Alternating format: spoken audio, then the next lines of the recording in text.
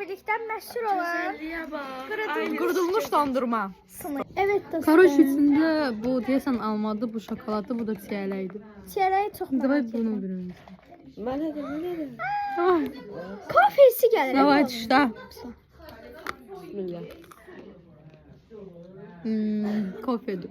Bu deyəsən kofeli bir şeydir. Nerede? Normal. Şirin daması o. Məşhur. Yaşlı Bunu mən da tutmadım, mən nədir? Nasıl qaradı vəbşə?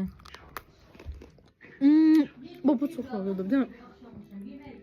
Bu şeydir, bu yaşıl marketlərdə yeyirik, uzun Danışma da video çəkiyor. Zordur. Lan qulaq asın, gələk.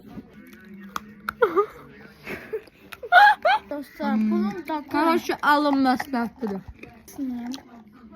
Mən sındırım. və buna axırı çiyələyi. İnşallah qəşəng var. Amin. Mənə də. Yaxşı, yaxşı. Çox sağ olun. Amma belə də ən sevdiyim Mənimki bu. çikolatlısı Yaşıldır, yaşıl. Yaşıl zordur. Yaşıl çox. Qarşı alın. Bomba kimi.